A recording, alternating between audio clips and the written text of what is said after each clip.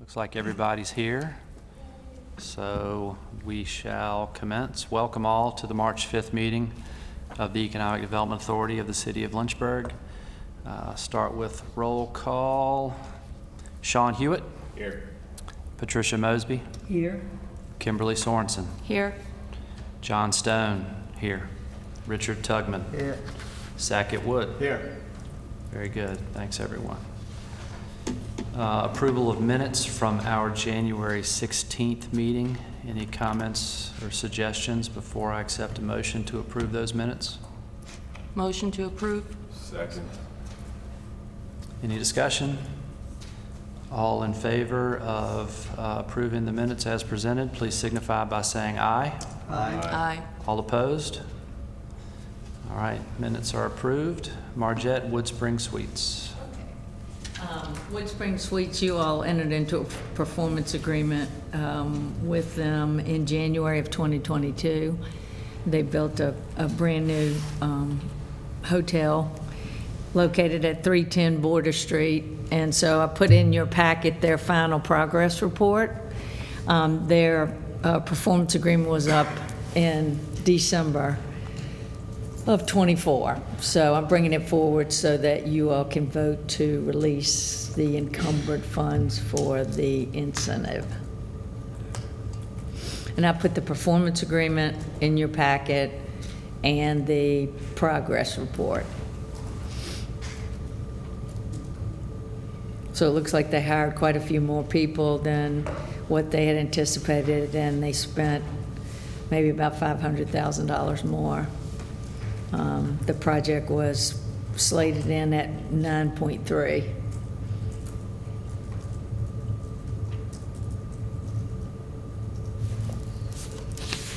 Great. So we just need a motion to approve the release of the incentive, correct? Yes. Thank you. Motion to do so. A second. Any discussion? Any questions? All in favor of the motion to release the incentive to WS2, please signify by saying aye. Aye. All opposed, like sign. All right, that incentive release is approved. Thank you. Next item on the agenda, Margette, incentive discussion. Yes. You all have an incentive policy that's been approved and hasn't been changed in a really, really long time, not because we don't audit it and look at it at times, but I'm sure that it was originally written because, as you all know, when we have projects that meet the qualifications, we go to the state and ask them for their funds to go alongside whatever we're doing in order to attract a prospect or to be competitive in an expansion. So that is how these were written way back in the day. You know, we've compared them over the years to other people's, other municipalities or organizations' incentive policies, and they really are centered around capital investment and job creation, which for a municipality like us is not necessarily. We can capture the capital investment a lot easier sometimes than we can capture the job creation side, but working alongside VDP, that annual report that was just done for Woodspring Suites, that is a template from Virginia Economic Development Partnership, and you know they can go right in and get payroll information. So we all want job creation, and we all want capital investment. But the last several incentives that we have done with the state, we really, really had to stretch to be able to match what the state was doing. So they have changed significantly, especially with this administration. They have changed the amount that they will provide per job. And so I thought it might be time to look at our investment policy, your investment policy, and try to align that with where they're going in terms of going after those kinds of the state's funds. So we make an application to them, we're supposed to match dollar for dollar. We haven't always been able to do that. So what I suggested here, and I've got that your incentive policy is in the Dropbox, and it is something that allows me, because the policy has been approved by the EDA, it allows me to go and give proposals to people in terms of what could be done. Everything has to be voted on by you all. We have to have the money. There's criteria there.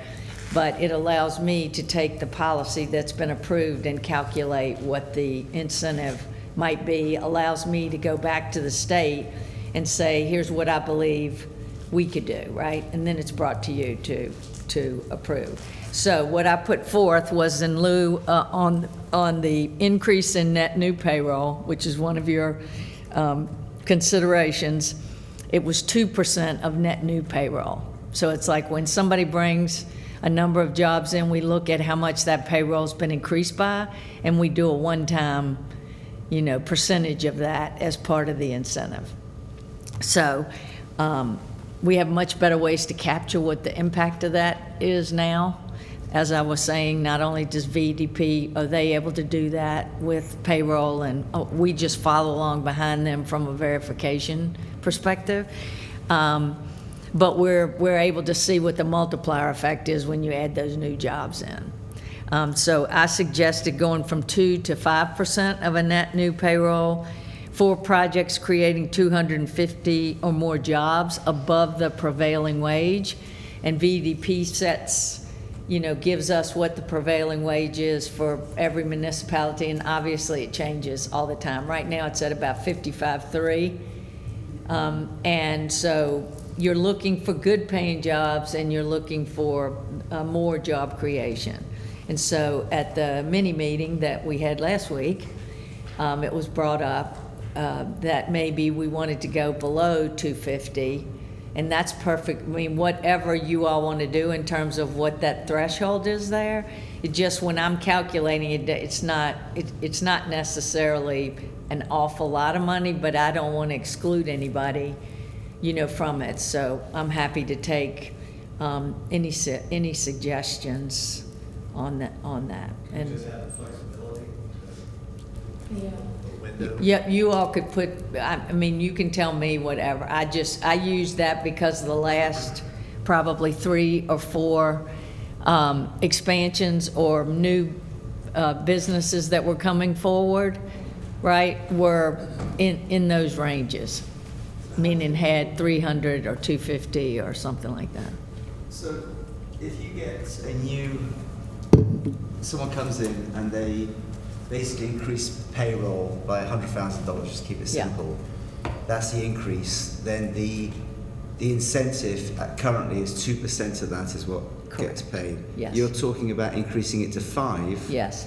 but not definitively. You're asking for to be able to negotiate maybe or assess anything between 2 and 5 is what you're saying? No, just 5. Just 5. Yes. Just fine. Just moving it from, it's been 2 since I came here 20 years ago. And you're saying 5 because you've benchmarked it against Yes. other localities. And I've and that's benchmarked it markets. against what we've needed in order to make the match to go to VEDP. And where we fall short, if it's a huge capital investment, we're golden. But if there's jobs and CapEx, and the CapEx is, not really significant, then we fall short, because VDP, we're kind of inverse. But VDP really wants the jobs. I really want the jobs, but they're able to capture those, much easier with having access to Virginia Employment Commission. On my side, I have access to the assessor and machinery and tools and all that. I can look at all of that and verify all of that, right? So for many years, what we could do on the CapEx side evened out what they could do on the job site. They have gone up significantly on what they're doing per job. So our CapEx And what we have here on the job thing doesn't have us to match what they are doing. So we'll be locked into that 5% for, is it an X amount of years? No, or it's just- whenever you don't want to be anymore. It's Okay. totally up to y'all. It's just an incentive policy that has not been changed since I've been here 20 years. Okay. Is there an incentive committee? Yes, but there's Okay, only but- one person on it. Me. Is that committee going to review it and then recommend to? Well, they, for yeah, I vote, mean, I'm or- bringing it to all of you all. You can review it. You'll see why when we go in closed session. Okay. Okay. So, yes, the incentive committee certainly could review and make a recommendation, but you all have to vote on it, and you need to know all of this as well. Well, 5%, will that make us extremely more competitive? No, it doesn't make you that. I mean, you're just matching what the state is asking you to do. You're not necessarily you're not doing more than that, but when you can't even meet the match with your existing policy, you might need to look at it again. Okay.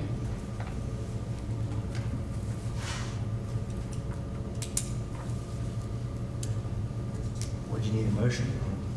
Yeah. If you want to do it now, but you're gonna, you're gonna see when we go in close session. Can we revisit it past, Sorry? can we revisit? Yeah. Past closed session. Past closed session. Yeah. Okay. You're sort of baiting us to wait. No, I mean, far be it from me to bait So you we at all. wait till closed session. I'm just saying it needs to be, the past incentive, that there's been several incentives that you have done, and you have had to go over all of your policies repeatedly.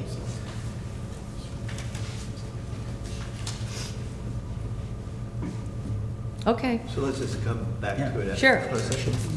Thank you. fantastic. Okay. John, shall I continue? Yes, please. Thank you. Okay, staff report, you all can read this. I really try to load it up for you because there's so much that goes on in this office, even when we're down 3 people. And so you can read all of that. What I will say is that I want all of you to be sending good vibrations my way. On Monday, we have a virtual site visit by VEDP for sites A and B. I have a grant into them, which was just unbelievable. This staff pulled together. Cameron's done a presentation that'll make you weep.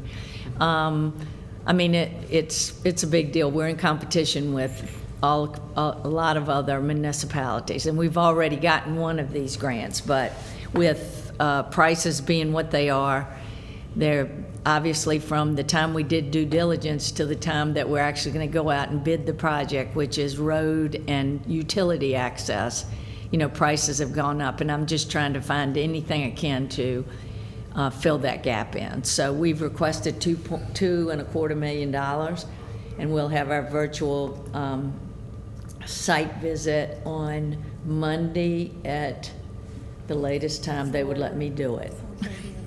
I pushed it out as far as I could get it. So, and we'll also be, we're also submitting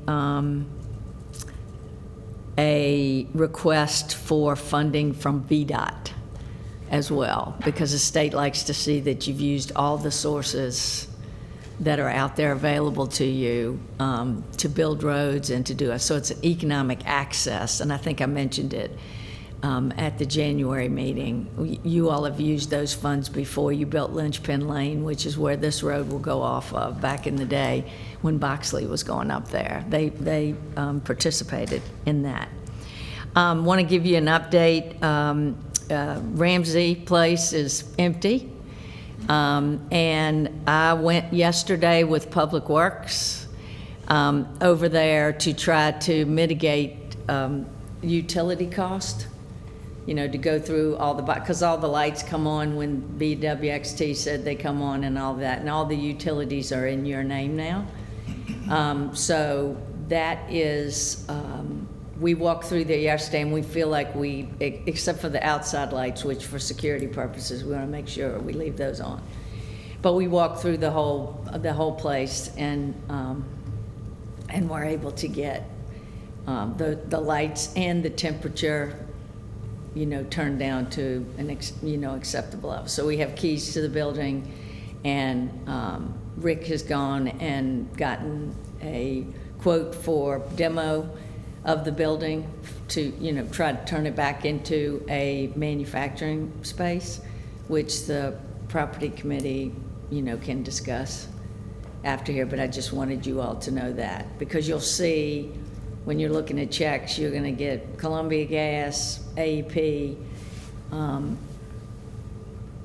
the water resources, right, coming through on that. But we tried to make everything so that it's as little as possible. I presume we maintain insurance on that. Yes, absolutely. And I've notified the insurance company, and Rick helped me fill out the vacant building part of the policy yesterday. So I just wanted to update you on all of that. Also, I got a call from Maxie Wilkerson, who is in our IT department and handles all the cell phone. He handles lots of things, but he's amazing. But he handles the towers that the city has. And so SB Communications has your tower that's out there on Wigington Road. And we have really long leases on these, but 3 years to the cell tower people is not a long time. So they have asked that you look at the lease again and just let them know that you would be amenable to, and Maxie called me about it, because he's working on the city's leases, and I told him you had no, that I didn't believe you had any intention of selling the cell tower. So I will make sure that whatever the documents are, get over, to Ted to look at. They have been in the past, and it's really difficult. Melissa and Keisha trying to go back through all the years to keep up with all of that. There are people that have placed, rent space on the tower. And then there's the people that have leased the actual tower from us. So SB Communications is that, and there's been a revolving door of people there, but the person that's there now has been there for more than 2 years, which is a record, and seems to be very responsible. They're always asking me almost every year if you all want to sell it, if you want to do, all of that. This person's been a little bit better at just saying, I understand, and just let me know. So I'm just bringing it to your attention because I'll give it to Ted to look at. So we have plenty of time there, and I can go back and tell Maxie that as far as we know, you all are planning to keep the cell tower, unless you not. Okay, that's all I have. We can go into closed session. Someone needs to make a motion pursuant to 2.2, 3711 of the Code of Virginia for two purposes. First, to discuss or consider the acquisition of real property for a public purpose, or the disposition of publicly held property where discussion in an open meeting would adversely affect the bargaining position or negotiating strategy of the public body. And secondly, a discussion concerning a prospective business or industry or the expansion thereof where no previous announcement has been made of the business or industry's interest in locating or expanding its facilities in Lynchburg. Move to approve. Second. All in favor, please signify by saying aye. Aye. Aye. All opposed? Closed session.